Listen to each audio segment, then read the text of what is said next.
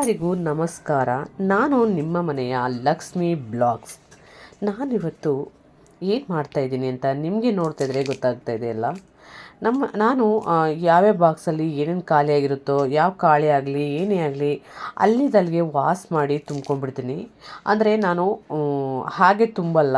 ಅಂದರೆ ಈಗ ಖಾಲಿ ಆಯಿತು ಅಂದ ತಕ್ಷಣ ತುಂಬಲ್ಲ, ಅದನ್ನು ವಾಶ್ ಮಾಡಿ ತುಂಬ್ಕೊತೀನಿ. ಇಲ್ಲಾಂದರೆ ಅಂಟಂಟು ಥರ ಚೆನ್ನಾಗಿರಲ್ಲ.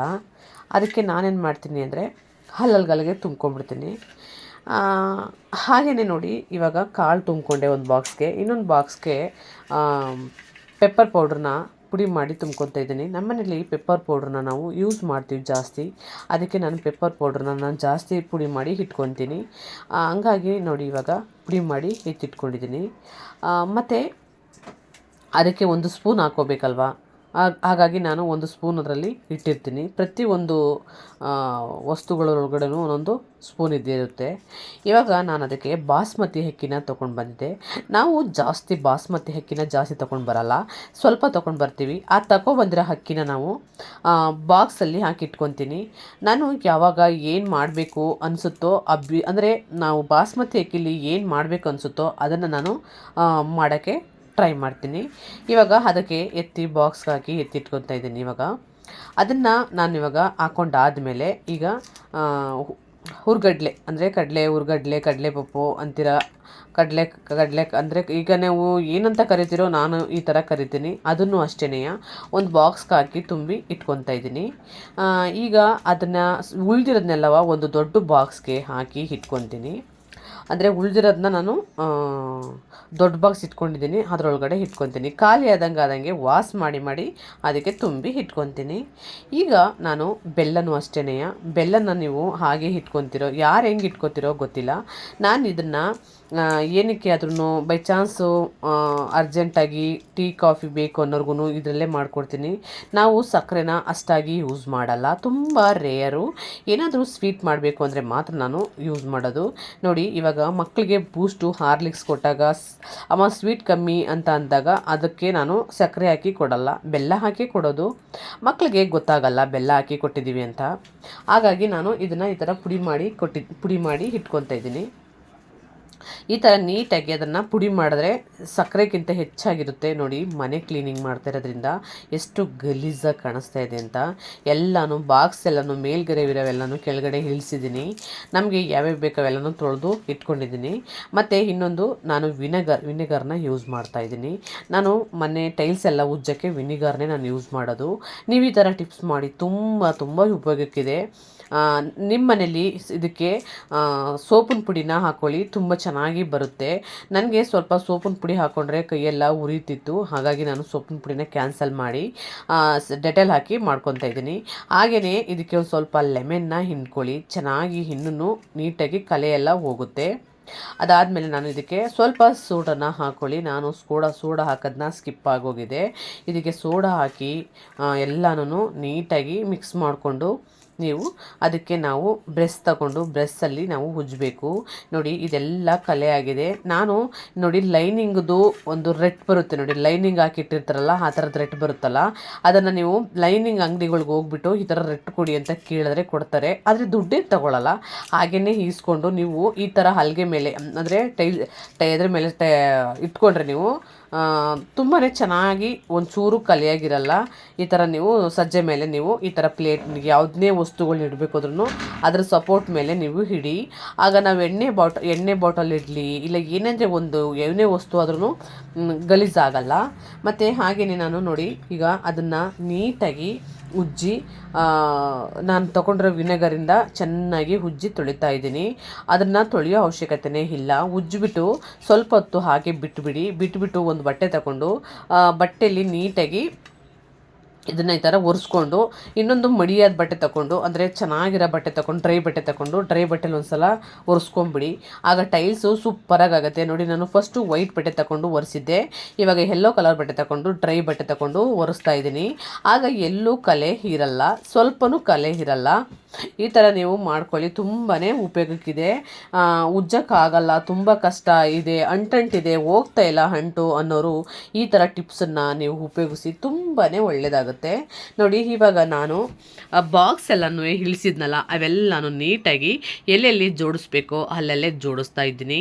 ಮತ್ತು ಬಾಕ್ಸು ಯಾವ ಖಾಲಿಯಾಗಿದ್ದಾವೋ ಆ ಖಾಲಿಯಾಗಿರೋ ಬಾಕ್ಸ್ಗಳನ್ನ ಮತ್ತೊಂದು ಸಲ ತೊಳೆದು ಅದಕ್ಕೆ ರವೆ ಹಾಕಬೇಕಾ, ಮತ್ತು ಮೈದಾ ಹಾಕಬೇಕಾ, ಗೋಧಿ ಹಿಟ್ಟು ಹಾಕಬೇಕಾ, ಎಲ್ಲನೂ ಒಂದೊಂದು ಬಾಕ್ಸ್ಗಳಿಗೆ ತುಂಬಿ ಇಟ್ಕೊತಾ ಇದ್ದೀನಿ. ಇಟ್ಕೊಂಡು ಅದನ್ನು ನಾನು ಬಾಕ್ಸನ್ನು ಮೇಲ್ಗಡೆ ಇಡ್ತಾ ಇದ್ದೀನಿ. ಉಳಿದುದನ್ನು ಅಂದರೆ ತುಂಬಿ ಉಳಿಯುತ್ತಲ್ಲ ಅದನ್ನು ಮತ್ತೆ ನಾನು ದೊಡ್ಡ ಬಾಕ್ಸು ಅಲ್ಲಿ ಇಟ್ಟಿದ್ದೀವಲ್ಲ ಅದು ಬಾಕ್ಸ್ಗಳಿಗೆ ನಾನು ಹಾಕ್ಕೊತೀನಿ. ನೋಡಿ, ಇವಾಗ ನೀಟಾಗಿ ನೋಡಿ ಈ ಥರ ಎಣ್ಣೆ ನೋಡಿ ಹೆಂಗಾಗಿದೆ, ನೀವೇ ನೋಡ್ತಾ ಇದ್ರಲ್ಲ. ಈ ಥರ ರಟ್ಟನ್ನ ನೀವು ಅಂಗಡಿಲಿ ಕೇಳಿದ್ರೆ ಕೊಡ್ತಾರೆ. ಲೈನಿಂಗ್ ತಗೊಳಕ್ಕೆ ಹೋಗ್ಬೇಕಾದ್ರೆ ಈ ರಟ್ಟನ್ನು ಬೇಕಾದಷ್ಟು ಬಿಸಾಕಿರ್ತಾರೆ, ಎತ್ಕೊಂಡು ಬರ್ಬೋದು ನೀವೇನೆ. ನೋಡಿ, ಈ ದೊಡ್ಡ ಬಾಕ್ಸ್ ಕಾಣಿಸ್ತಾ ಇದೆಯಲ್ಲ, ಈ ದೊಡ್ಡ ಬಾಕ್ಸಲ್ಲೇ ನಾನು ಉಳಿದಿರೋ ಐಟಮ್ಸ್ ಎಲ್ಲನೂ ಇಟ್ಟಿರೋದು. ಮೈದಾ ಹಿಟ್ಟು, ಗೋಧಿ ಹಿಟ್ಟು, ಕಾಳುಗಳು ಎಲ್ಲನೂ ಇದರಲ್ಲಿ ತುಂಬಿ ಇಟ್ಟಿದ್ದೀನಿ. ನನಗೆ ಯಾವುದು ಬೇಕು ಅನಿಸುತ್ತೋ ಅದನ್ನು ತಗೊಂಡು ಅದಕ್ಕೆ ತುಂಬ್ಕೊತೀನಿ. ಆವಾಗ ಅದರೊಳಗಡೆ ತುಂಬಿಟ್ಬಿಡ್ತೀನಿ. ಏಕೆಂದರೆ ದೊಡ್ಡ ಬಾಕ್ಸು ತೆಗೆದು ಮತ್ತೆ ಹಿಡಿದು ಹಾಕೋಕ್ಕಾಗಲ್ಲ. ಚಿಕ್ಕ ಬಾಕ್ಸ್ಗೆ ಎಷ್ಟು ಬೇಕು ಅಷ್ಟನ್ನು ಹಾಕ್ಕೊಂಡು ಇಟ್ಕೊತೀನಿ. ಈ ಥರ ನಾವು ಇಟ್ಕೊಳ್ಳೋದು ನಿಮಗೆ ಉಪಯೋಗಕ್ಕಾಗುತ್ತೆ ಅಂದರೆ ನೀವು ಈ ಥರ ಮಾಡ್ಕೊಳ್ಳಿ, ತುಂಬಾ ಉಪಯೋಗಕ್ಕಿರುತ್ತೆ. ಮತ್ತು ನಾನು ಬಾಕ್ಸನ್ನು ಈ ಥರ ಎಲ್ಲಿ ಜಾಗ ಇದೆಯೋ ಅದನ್ನ ಸೇಫ್ಟಿಯಾಗಿ ನೀಟಾಗಿ ಇಟ್ಕೊತೀನಿ. ನೋಡಿ, ಇವಾಗ ಚಿಕ್ಕ ಬಾಕ್ಸ್ಗಳನ್ನ ಒಂದು ಸೈಡು ಜೋಡಿಸ್ತಾ ಇದ್ದೀನಿ. ಮತ್ತು ನಾನಿವಾಗ ಇದಕ್ಕೆ ಉಳಿದಿರೋ ಏನೇನು ಹಾಕಬೇಕೋ, ಏನೇನು ನಮ್ಮ ಮನೆಯಲ್ಲಿ ಖಾಲಿಯಾಗಿದೆ ಅದನ್ನೆಲ್ಲನೂ ತೆಗೆದು ಇದ್ರೊಳಗಡೆ ಹಾಕಿ ಮುಚ್ಚಳ ಹಾಕಿ ಎತ್ತಿಡ್ತಾ ಇದ್ದೀನಿ. ನೀವು ಈ ಥರ ಮಾಡಿಕೊಂಡ್ರೆ ನಿಮಗೂ ತುಂಬಾ ಉಪಯೋಗಕ್ಕಿರುತ್ತೆ. ಮತ್ತು ಇದನ್ನು ಅಷ್ಟೇ ಸ್ಟ್ಯಾಂಡು ನಮಗೆ ಅರ್ಜೆಂಟಾಗಿ ಈಗ ನಾವು ಯೂಟ್ಯೂಬ್ ಮಾಡ್ತಾಯಿರೋರಿಗೆ ಚಿಕ್ಕ ಬಾಕ್ಸ್ಗಳು ತುಂಬ ಉಪಯೋಗಕ್ಕಿರ್ತವೆ. ನೋಡಿ, ಈ ಥರ ಬಾಕ್ಸ್ಗಳು ಅದರಲ್ಲಿ ನಾವು ಈಗ ಅಡುಗೆ ಮಾಡಬೇಕಾದ್ರೆ ಅವಕ್ಕೆಲ್ಲನೂ ಜೋಡಿಸಿ ಇಟ್ಬಿಟ್ಟು ಅವನ್ನ ಮತ್ತೆ ತೊಳೆದು ಮತ್ತೆ ಬೇರೆ ಕಡೆ ಇಡೋದಕ್ಕಿಂತ ಈ ಥರ ಸ್ಟ್ಯಾಂಡಲ್ಲಿ ಇಟ್ಕೊಂಡ್ರೆ ನಿಮಗೆ ತುಂಬಾ ಉಪಯೋಗಕ್ಕಿರುತ್ತೆ. ಈ ಥರ ಮಾಡಿ ಇಟ್ಕೊಂಡ್ರೆ ತುಂಬ ಚೆನ್ನಾಗಿರುತ್ತೆ. ನೋಡಿ, ನಾನು ಸಿಂಪಲ್ಲಾಗಿ ನಮಗೆ ಎಷ್ಟು ಜನ ಇದ್ದೀವೋ ಅಷ್ಟು ಜನ ಲೋಟನ್ನು ಇಟ್ಕೊಂಡಿದ್ದೀನಿ ಮತ್ತು ಅಷ್ಟನ್ನು ಮಾತ್ರ ಮಾಡ್ಕೊಂಡಿದ್ದೀನಿ. ಈ ಥರ ಮಾಡ್ಕೊಂಡು ನೋಡಿ, ತುಂಬಾ ನಿಮಗೆ ಉಪಯೋಗಕ್ಕಿರುತ್ತೆ. ಇಲ್ಲ ನಿಮಗೆ ಅಂದರೆ ಸ್ವಲ್ಪ ಹಣ ಚೆನ್ನಾಗಿರೋರು ಸ್ಟೀಲನ್ನು ತೊಗೊತಾರೆ.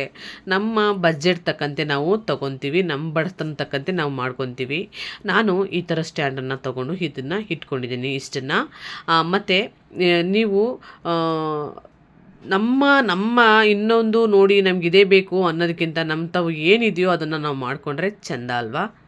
ಅಷ್ಟೇ, ನಾನು ವಿಶಲ್ಗಳನ್ನೇ ಆಗಲಿ ಎಲ್ಲನೂ ಇದರಲ್ಲಿ ಹಾಕಿ ಇಟ್ಟಿರ್ತೀನಿ. ಆವಾಗ ಆರಾಮಾಗಿ ತೊಗೋಬೋದು, ಈಸಿಯಾಗಿ ಇಲ್ಲೇ ಸಿಗುತ್ತೆ. ಆಮೇಲೆ ನಾವು ಬೆಲ್ಲನ ಪುಡಿ ಮಾಡಿ ಇಟ್ಕೊಂಡಿರೋ ಬೆಲ್ಲನ ಇವಾಗ ಬಾಕ್ಸ್ಗೆ ಹಾಕಿ ಇಡ್ತಾಯಿದ್ದೀನಿ. ನೀವು ಯಾವುದೇ ಅಂದರೆ ಆದಷ್ಟು ನೀವು ಗಾಜಿನ ಬಾಟಲ್ಗೆ ಹಾಕಿಡಿ ಬೆಲ್ಲದ್ದು, ಮತ್ತು ಗೋಡಂಬಿ, ದ್ರಾಕ್ಷಿ ಈ ಐಟಮ್ಸ್ ಎಲ್ಲ ಗಾಜಿನ ಬಾಟಲ್ಗೆ ಇಡಿ. ನನ್ನ ಹತ್ರ ಎಲ್ಲ ಮಿಕ್ಸು ಇದೆ, ಸ್ಟೀಲಿಂದ ಹಿಡಿದು ಅಲ್ಯೂಮಿನಿಯಮಿಂದ ಹಿಡಿದು ಮತ್ತು ಪ್ಯಾಸ್ಲಿಕ್ಕಿಂದನೂ ಹಿಡಿದು ಎಲ್ಲ ಇದನ್ನು ಇಟ್ಕೊಂಡಿದ್ದೀನಿ. ನೋಡಿ, ಈಗ ವಿನಿಗರ್ನ ನಾನು ಇಲ್ಲಿ ಈ ಥರ ಹಾಕಿ ಉಜ್ಜ್ತಾ ಇದ್ದೀನಿ. ಸ್ವಲ್ಪ ನೀವು ಅದನ್ನು ಹಿಂಡ್ಬಿಟ್ಟು ಉಜ್ಜಿ, ನಾನು ಸ್ವಲ್ಪ ನೀರಿದ್ದಾಗೇ ಉಜ್ಜಿಬಿಟ್ಟೆ. ಅದನ್ನು ಚೆನ್ನಾಗಿ ಹಿಂಡ್ಬಿಟ್ಟು ನೀವು ಉಜ್ಜಬೇಕು.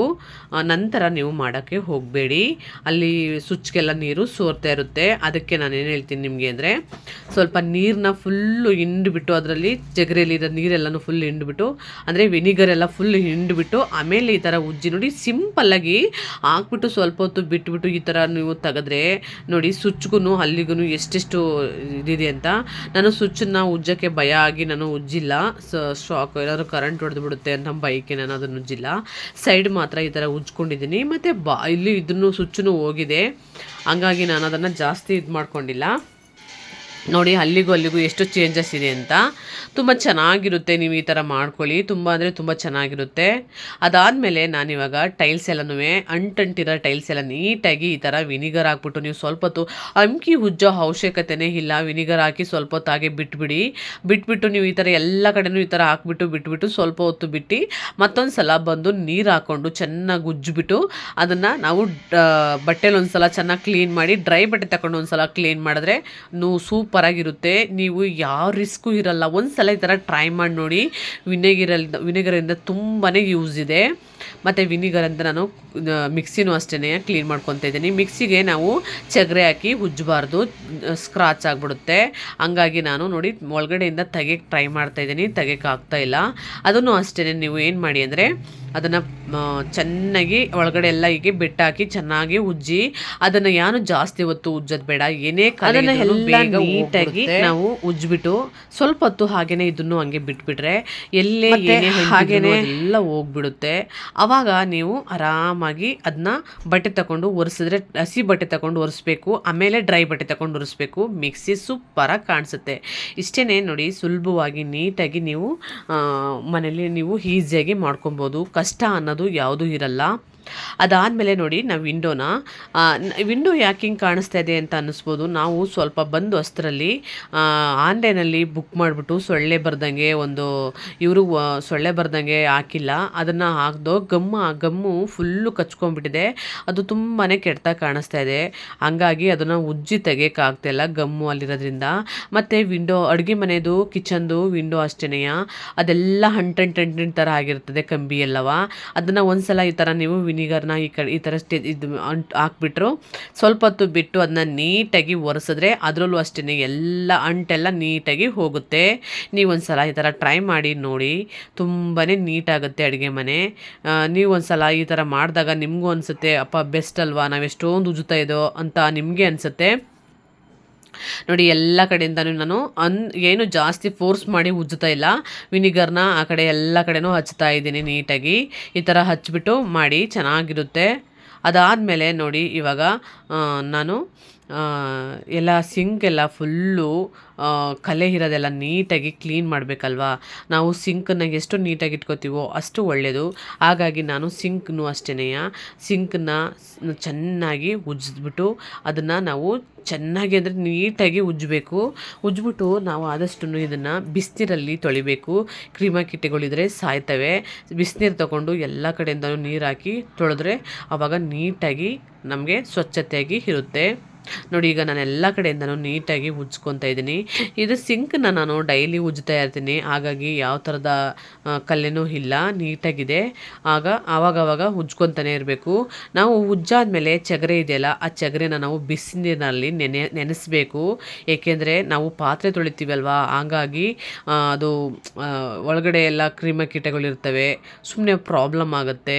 ಹಾಗಾಗಿ ನಾವೇನು ಮಾಡಬೇಕು, ಅದನ್ನು ಆದಮೇಲೆ ಬಿಸಿನೀರಲ್ಲಿ ನೈಟು ನೆನೆಸಿ ಇಟ್ಬಿಟ್ಟು ಬೆಳಿಗ್ಗೆ ಎದ್ದು ಅದನ್ನು ಚೆನ್ನಾಗಿ ತೊಳ್ಕೊಂಡು ಚಗರೆನ ಪಾತ್ರೆ ತೊಳೆಯೋಕ್ಕೆ ಯೂಸ್ ಮಾಡ್ಕೊಬೇಕು. ಅದನ್ನು ನೀವು ಆದಷ್ಟು ನೆನಪಿಟ್ಕೊಂಡು ಹಂಗೆ ಮಾಡ್ಕೊಳ್ಳಿ. ನನಗೆ ಗೊತ್ತಿರೋಷ್ಟು ಮಟ್ಟಿಗೆ ನಾನು ಹೇಳ್ತಾ ಇದ್ದೀನಿ. ಏನು ಇವಳು PhD ಮಾಡಿದಾಳ ಅಂತ ಅಂದ್ಕೊಬೇಡಿ. ನನಗೇನು ಗೊತ್ತಿದೆಯೋ ಅದ್ರ ಪ್ರಕಾರ ನಾನು ಹೇಳ್ತಾ ಇದ್ದೀನಿ. ಅದಾದಮೇಲೆ ನೋಡಿ ನಲ್ಲಿ ಟಾಪನು ಅಷ್ಟೇ, ಅದನ್ನು ಅಷ್ಟೇ ವಿನಿಗರ್ ಹಾಕೊಂಡು ನೀಟಾಗಿ ಹಿಂಗೆಲ್ಲ ಉಜ್ಜಿಬಿಟ್ಟು ತೊಳ್ಕೊಳ್ಳಿ. ಎಷ್ಟು ಪಳಪಳ ಅಂತ ಹೊಳೆಯುತ್ತೆ ಗೊತ್ತಾ, ತುಂಬ ಚೆನ್ನಾಗಿರುತ್ತೆ. ಅದು ಎಲ್ಲ ಕಡೆಯಿಂದ ನಾವು ನಮ್ಮನೆ ಟೈಲ್ಸು ಒಂದು ಸ್ವಲ್ಪನೂ ಗಲೀಜಾಗಿಲ್ಲ, ತುಂಬ ಚೆನ್ನಾಗಿದೆ. ಮತ್ತು ಕೆಲವ್ರ ಮನೆ ಟೈಲ್ಸ್ ಎಲ್ಲ ಬೂಸು ಕಾಣಿಸುತ್ತೆ, ಒಂಥರ ವೈಟ್ಗೆ. ನಮ್ಮದು ಎಲ್ಲೂ ಹಂಗೆ ಕಾಣಿಸ್ತಾ ಇಲ್ಲ, ತುಂಬ ಚೆನ್ನಾಗಿ ನೈಟಾಗಿ ಇಟ್ಕೊಂಡಿದ್ದೀನಿ. ಈ ಥರ ನೀವು ಯಾವಾಗ್ಲೂ ಇದನ್ನು ತೊಳ್ಕೊಳ್ಳಿ. ನೈಟ್ ಹೊತ್ತು ಮಲ್ಕೋಬೇಕಾದ್ರೆ ಇದನ್ನು ನೀಟಾಗಿ ತೊಳೆದ್ಬಿಟ್ಟು ಮಲ್ಕೊಳ್ಳಿ. ಇದನ್ನು ಟೈಲ್ಸನ್ನು ಸಿಂಕನ್ನು ತೊಳೆದಾಗ ನಿಮಗೆ ನೀಟಾಗಿ ಕಾಣಿಸುತ್ತೆ. ಆಮೇಲೆ ಯಾವುದು ಗಲೀಜು ಇರಲ್ಲ. ನೋಡಿ ಹಿಂಗೆ ತೊಳೆದ್ಬಿಟ್ಟು ಇದನ್ನ ಬಿಸಿನೀರಲ್ಲಿ ನೈಟ್ ಹೊತ್ತು ನೆನೆಸ್ಬಿಟ್ಟು ಇಟ್ಬಿಡಿ, ಸಾಕಷ್ಟೇ, ನೀಟಾಗುತ್ತೆ, ಚೆನ್ನಾಗೂ ಇರುತ್ತೆ. ಆಮೇಲೆ ನಾವು ಅದನ್ನೆಲ್ಲ ಮಾಡಾದಮೇಲೆ ನೋಡಿ ಈ ಥರ ಮಾಡಿಕೊಂಡು ಚೆನ್ನಾಗಿ ಇದು ಮಾಡಿಬಿಟ್ಟು ನೀರೆಲ್ಲನೂ ಡ್ರೈ ಮಾಡಿ ಸಿಂಕನ್ನು ನೈಟ್ ಹೊತ್ತು ಎಲ್ಲ ಫುಲ್ಲು ಡ್ರೈ ಆಗುತ್ತೆ. ಇಷ್ಟೇ, ಸೂಪರಾಗಿ ಕಾಣಿಸುತ್ತೆ. ಇದನ್ನು ಅಷ್ಟೇ ನಾವು ಅಷ್ಟೊತ್ತು ಆವಾಗಲೇ ವಿನಿಗರ್ ಹಾಕಿ ನೆನೆಸಿದ್ವಲ್ಲ, ಅದನ್ನು ನಾವು ಇವಾಗ ಚೆನ್ನಾಗಿ ಹಸಿ ಬಟ್ಟೆಯಲ್ಲಿ ಈ ಥರ ಒರೆಸ್ಕೊಬೇಕು. ಈ ಥರ ಒರೆಸ್ಬಿಟ್ಟು ನೀವು ಮತ್ತು ಟೈಲ್ಸ್ ಎಲ್ಲ ಚೆನ್ನಾಗಿ ಒರೆಸ್ಕೊಬೇಕಾಗುತ್ತೆ. ಇದನ್ನು ನಾವು ಹಾಕಿರೋ ವಿನಿಗರ್ ಎಲ್ಲನೂ ನೀಟಾಗಿ ಒರೆಸ್ಕೊಂಡು ಡ್ರೈ ಬಟ್ಟೆ ತಗೊಂಡು ಒಂದು ಸಲ ಒರೆಸ್ಕೊಂಡ್ಬಿಟ್ರೆ ಸೂಪರಾಗಿ ಆಗುತ್ತೆ. ನಾನಿವಾಗ ಒಂದು ಪುಟ್ಟದಾಗಿರೋಂಥ ರಂಗೋಲಿನ ಹಾಕಿದ್ದೀನಿ. ನಾನು ಇದನ್ನು ಕ್ಲೀನ್ ಮಾಡಬೇಕಾದ್ರೆ ಗುರುವಾರ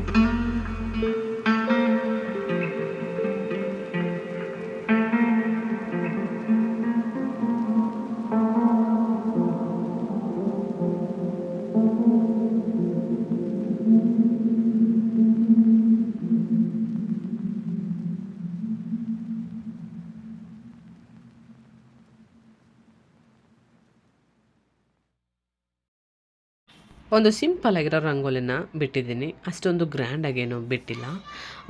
ಶುಕ್ರವಾರ ಮಾಡಬೇಕು ಅಂದರೆ ಬೇಗ ಎಷ್ಟೇ ಬೇಗ ಎದ್ರೂ ಸಾಕಾಗಲ್ಲ, ಅಷ್ಟು ಕೆಲಸ ಇರುತ್ತೆ. ನೋಡಿ, ಅಡುಗೆ ಮನೆ ಈ ಥರ ಕಾಣಿಸ್ತಾ ಇದೆ. ನಿಜವಾಗ್ಲೂ ಅಡುಗೆ ಮನೆ ಕ್ಲೀನ್ ಮಾಡಿದ್ಮೇಲೆ ಮನಸ್ಗೊಂಥರ ತೃಪ್ತಿ, ಸಂತೋಷ ಎರಡೂ ಆಗುತ್ತೆ. ನೋಡಿ ಎಷ್ಟು ನೀಟಾಗಿ ಕಾಣಿಸ್ತಾ ಇದೆ, ಒಂದೇ ಒಂದು ಚೂರು ಅಂಟಿಲ್ಲ. ಸಾಮಾನ್ಯವಾಗಿ ಅಡುಗೆ ಮನೆ ತುಂಬ ಅಂಟು ಬರುತ್ತೆ. ನೋಡಿ ಎಷ್ಟು ನೀಟಾಗಿ, ಎಷ್ಟು ಸ್ವಚ್ಛತೆಯಾಗಿ ಕಾಣಿಸ್ತಾ ಇದೆ ಅಂತ. ಈ ಥರ ಮಾಡ್ಕೊಳ್ಳಿ, ಆಗ ನಿಮಗೆ ಯಾವ ಥರನೂ ಗಲೀಜು ಅನಿಸಲ್ಲ, ಮನಸ್ಸಿಗೆ ಕಿರಿಕಿರಿ ಅಂತಲೂ ಅನಿಸಲ್ಲ. ನಾನು ಇದೇ ಥರ ಮಾಡ್ಕೊಳ್ಳೋದು.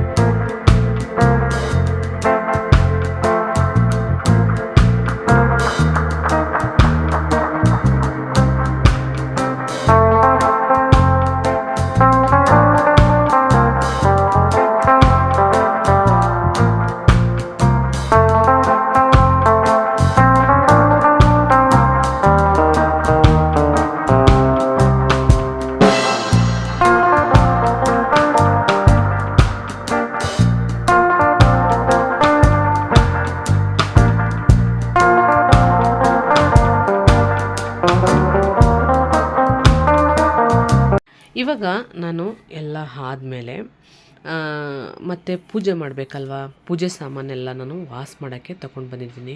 ನೋಡಿ, ಈಗ ನಾವು ಎಣ್ಣೆ ಅಂದರೆ ಪೂಜೆ ಮಾಡೋ ದೀಪ ಇದ್ದಾವಲ್ಲ, ಅವನ್ನ ಒಂದು ಸಲ ನೀವು ನಾವು ಪಾತ್ರೆ ತೊಳೆ ಸೋಪಿಂದ ಅದನ್ನ ಒಂದು ಸಲ ವಾಶ್ ಮಾಡ್ಕೊಂಬಿಡಿ. ಇಲ್ಲ ಬರೀ ನಾವು ಡೈರೆಕ್ಟಾಗಿ ಪಿದಂಬರಿ ಮತ್ತು ಹುಣಸೆಹಣ್ಣು ಹಾಕಿ ಉಜ್ಜಿತು ಅಂದರೆ ಎಣ್ಣೆ ಗೆಡ್ಡು ಹೋಗಲ್ಲ, ಚೆನ್ನಾಗಿ ಕಾಣಿಸಲ್ಲ ಅವು. ನಾನು ಮಾಡೋದನ್ನು ನಾನು ಮಾತ್ರ ನಿಮಗೆ ಹೇಳ್ತಾ ಇದ್ದೀನಿ. ಅದನ್ನ ನೀವು ಒಂದು ಸಲ ಏನು ಮಾಡಿ ಅಂದರೆ, ಸೋಪನ್ನು ಹಾಕ್ಕೊಂಡು ಚೆನ್ನಾಗಿ ಅದನ್ನು ಎಣ್ಣೆ ಗೆಡ್ಡೆಲ್ಲ ಫುಲ್ ತೆಗೆದ್ಬಿಟ್ಟು ಎಣ್ಣೆ ಜಡ್ಡೆಲ್ಲ ಹೋದ್ಮೇಲೆ ಆಮೇಲೆ ಹುಣಸೆಹಣ್ಣು ಹಾಕ್ಕೊಂಡು ಉಜ್ಜಬೇಕಾಗತ್ತೆ. ನಾನು ಎಣ್ಣೆ ಜಡ್ಡೆಲ್ಲನೂ ತೆಗೆದ್ಬಿಟ್ಟು ಆಮೇಲೆ ಹುಣಸೆಹಣ್ಣು ಹಾಕ್ಕೊಂಡು ಉಜ್ಜ್ತೀನಿ. ನಾನು ಉಜ್ಜೋದು ನೀವು ಹೆಂಗೆ ಮಾಡ್ತಿರೋ ನನಗೆ ಗೊತ್ತಿಲ್ಲ. ಫಸ್ಟು ನಾನು ಹಾಕೋದು ಸೋಪ್ ಹಾಕಿ ಎಲ್ಲನೂ ವಾಶ್ ಮಾಡಿಬಿಡ್ತೀನಿ. ಸೋಪ್ ಹಾಕಿ ವಾಶ್ ಮಾಡಿ ಆದಮೇಲೆ ಆಮೇಲೆ ಹುಣಸೆಹಣ್ಣನ್ನು ನೆನೆಸ್ಬಿಟ್ಟು ಹುಣಸೆಹಣ್ಣು ಹಾಕ್ತೀನಿ. ಹುಣಸೆಹಣ್ಣಲ್ಲಿ ಉಜ್ಜಿಬಿಟ್ಟು ಮೇಲೆಲ್ಲ ಹಾಕ್ಬಿಟ್ಟು ಹುಣಸೆಹಣ್ಣು ರಸ ಹಾಕ್ಬಿಟ್ಟು ಅದಾದಮೇಲೆ ಪಿತಾಂಬರಿನ ನಾನು ಹಾಕ್ಕೊಂಡು ಉಜ್ಜಿ ತೊಳೆದು ಪೂಜೆಗೆ ರೆಡಿ ಮಾಡ್ಕೊತೀನಿ. ನಾನು ಮಾಡೋದು ಈ ಥರ. ನೀವು ಯಾವ ಥರ ಮಾಡ್ತಿರೋ ನನಗೆ ಗೊತ್ತಿಲ್ಲ. ನನಗೆ ಕಮೆಂಟ್ ಮುಖಾಂತರ ತಿಳಿಸಿ, ನಾನು ಮಾಡ್ತಿರೋದು ಸರಿನಾ ತಪ್ಪೋ ಅಂತ.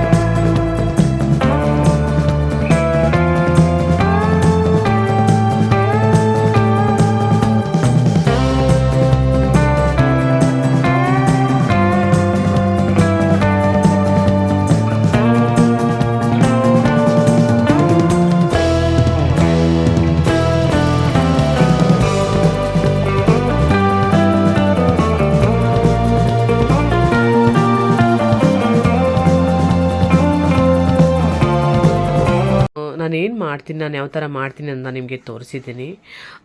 ನಾನು ಮಾಡಿರೋದು ನಿಮಗೆ ಇಷ್ಟ ಆಗುತ್ತೆ ಅಂದ್ಕೊತೀನಿ. ನೀವು ಪಿತಾಂಬರಿನ ಇದಕ್ಕೆ ಬಳಸ್ಕೊಬೋದು. ಯಾಕೆ ಅಂದರೆ ನಾವು ಇದನ್ನು ಪೂಜೆಗೆ ನೋಡೋಕ್ಕೆ ಲುಕ್ ಚೆನ್ನಾಗಿ ಕಾಣಿಸ್ಬೇಕು ಅಂದರೆ ಸ್ವಲ್ಪ ಪಿತಾಂಬರಿ ಹಾಕ್ಕೊಂಡೇ ಉಜ್ಜಬೇಕಾಗತ್ತಲ್ವ. ಬಟ್ ಏನೂ ಪ್ರಾಬ್ಲಮ್ ಆಗಲ್ಲ.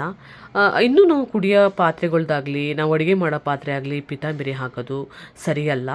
ಇದಕ್ಕೆ ನಾವು ಪಿತಾಂಬರಿ ಹಾಕ್ಕೊಂಡು ವಾಶ್ ಮಾಡ್ಬೋದು. ಎಷ್ಟು ಚೆನ್ನಾಗಿ ಕಾಣಿಸ್ತಾ ಇದ್ದಾವೆ ನೋಡಿ. ನಾವು ಕರ್ಪೂರ ಹಚ್ತೀವಲ್ಲ, ಅದು ಎಷ್ಟು ಬ್ಲ್ಯಾಕ್ ಆಗಿತ್ತು ನೋಡಿ, ಇವಾಗ ಎಷ್ಟು ಚೆನ್ನಾಗಿದೆ. ನಿಮ್ಗೆ ಇಷ್ಟ ಆದರೆ ಲೈಕ್ ಮಾಡಿ, ಕಮೆಂಟ್ ಮಾಡಿ, ಸಬ್ಸ್ಕ್ರೈಬ್ ಮಾಡ್ಕೊಳ್ಳಿ, ಬೆಲ್ ಬಟನ್ನ ಪ್ರೆಸ್ ಮಾಡಿ, ನಿಮ್ಮ ಫ್ರೆಂಡ್ಸ್ಗಳಿಗೆಲ್ಲ ಶೇರ್ ಮಾಡ್ಕೊಳ್ಳಿ ಫ್ರೆಂಡ್ಸ್. ಓಕೆ ಫ್ರೆಂಡ್ಸ್, ಬಾಯ್.